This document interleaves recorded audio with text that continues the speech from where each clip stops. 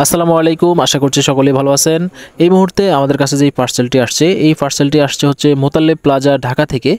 পাঠিয়েছেন একজন ইউজার, যিনি মূলত ফেসবুকের মাধ্যমে আমাদের ভিডিও দেখে তিনি এই ফোনটা আমাদের কাছে পাঠিয়েছেন। তো আজকের এই ভিডিওতে আমি আপনাদেরকে দেখাবো এই ফোনটাতে কি সমস্যা এবং কেন তিনি আমাদের কাছে এই ফোনটা পাঠিয়েছেন। বিস্তারিত দেখার জন্য পুরো ভিডিওটা আপনারা দেখবেন। সেই সাথে আপনারা জানতে পারবেন যে আসলে এই ধরনের ফোনগুলো যদি ডেট হয় সেক্ষেত্রে আমরা কিভাবে রিপেয়ার করি বা কি সিস্টেম রয়েছে এগুলো রিপেয়ার করার জন্য। তো এখানে মূলত যিনি পাঠিয়েছেন উনি লিখে দিয়েছেন আসলে এই ফোনটা কিভাবে ডেট হয়েছে এবং তিনি কোথায় দেখিয়েছেন, বিস্তারিত এখানে লিখে দিয়েছেন।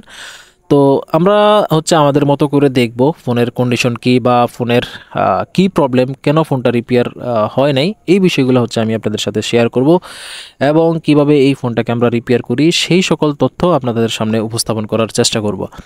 তো শুরুতেই আমরা এটার যেই ব্যাক শেলটা রয়েছে সেটাকে খুলে নিয়েছি।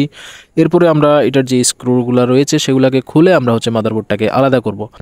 আমাদের এখানে ম্যাক্সিমাম যে সকল ফোনগুলো আসে, সব বেশিরভাগ যদি 100টা ফোন আসে এর মধ্যে দেখা যায় যে 80টা ফোনই হচ্ছে আপনার বিভিন্ন স্থানে দেখানো, বিভিন্ন স্থান থেকে রিজেক্ট হওয়া ফোন। বিভিন্ন শপে দেখিয়েছেন, কাজ হয় নাই, এরপরে হয়তোবা আমাদের ফেসবুকের মাধ্যমে ভিডিও দেখে আমাদের কাছে ফোনটা পাঠায়। তো এরকমই এই ফোনটাও ফেসবুকের মাধ্যমে ভিডিও দেখেছেন এবং দেখে আমাদের কাছে পাঠিয়েছেন। তো এখানে আমরা যেমনটা দেখলাম, এটার যে মাদারবোর্ডটা রয়েছে, মাদারবোর্ডের যে সিপিইউতে মূলত রিবোলিং করা হয়েছে, সিপিইউতে কাজ করা হয়েছে, কিন্তু ফোনটাকে অন করতে পারে নাই।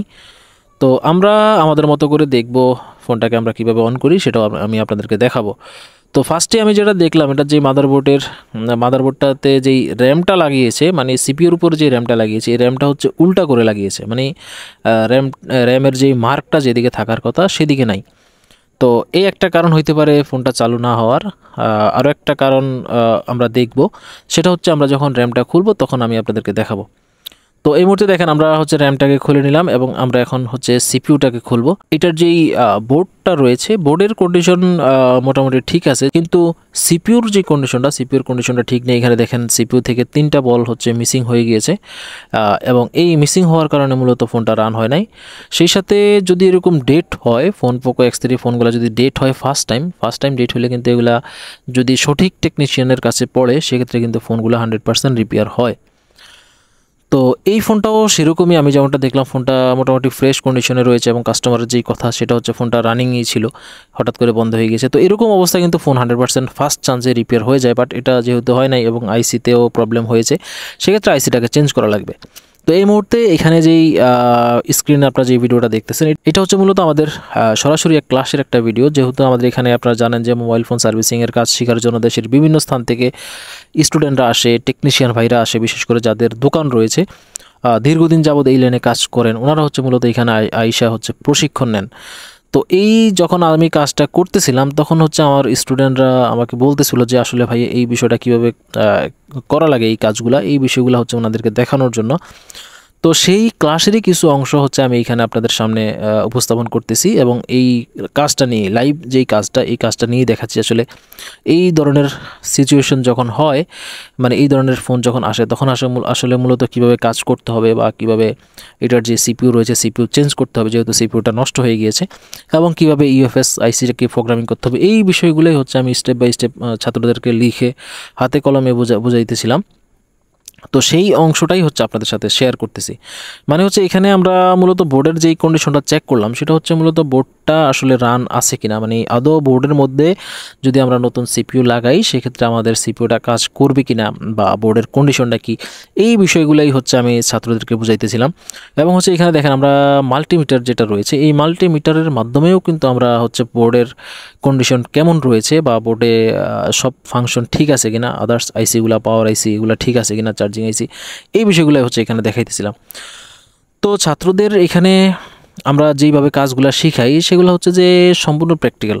প্রথম কথা হচ্ছে আমরা যেই কাজগুলো করি এটা হচ্ছে সম্পূর্ণ প্র্যাকটিক্যাল কাজ, এবং এই প্র্যাকটিক্যাল কাজগুলোই হচ্ছে আমরা ছাত্রদেরকে দেখিয়ে বুঝাইয়া দিই যে আসলে কীভাবে এই ধরনের আপডেট কাজগুলো করতে হয়।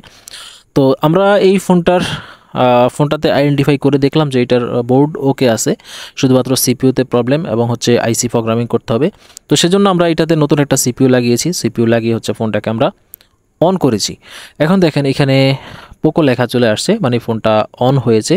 এবং এরপরে অন হওয়ার পরে কিছু কাজ রয়েছে, যেমন এটার যেই নেটওয়ার্কটাকে পার্মানেন্টভাবে ফিক্স করা, যাতে আপডেট রিসেট দিলে কোনো সমস্যা না হয়। এই বিষয়গুলো হচ্ছে ছাত্রদেরকে স্টেপ বাই স্টেপ শেখানো হয়।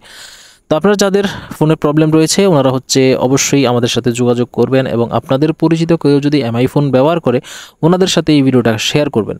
সেই সাথে আপডেট কাজগুলো দেখার জন্য এবং হচ্ছে মোবাইল ফোনের যত রকমের প্রবলেম রয়েছে সেই সকল প্রবলেমের সলিউশন পাওয়ার জন্য আমাদের পেজকে ফলো দিয়ে রাখবেন।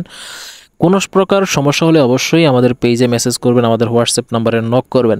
সেই সাথে যারা টেকনিশিয়ান ভাইরা রয়েছেন তারা যদি আপডেট লেভেলের কাজগুলো শিখতে চান আমাদের সাথে যোগাযোগ করবেন। প্রতি মাসেই আমাদের এখানে নতুন নতুন ব্যাচ তৈরি হয়, নতুন নতুন স্টুডেন্ট এখানে আসে কাজ শিখে তারা দেশের বিভিন্ন স্থানে ছড়িয়ে পড়ে এবং হচ্ছে কাস্টমারকে আপডেট সেবা দেয়। আজকে এতটুকুই, দেখা হবে পরবর্তী ভিডিওতে। ভালো থাকবেন সবাই, আসসালামু আলাইকুম।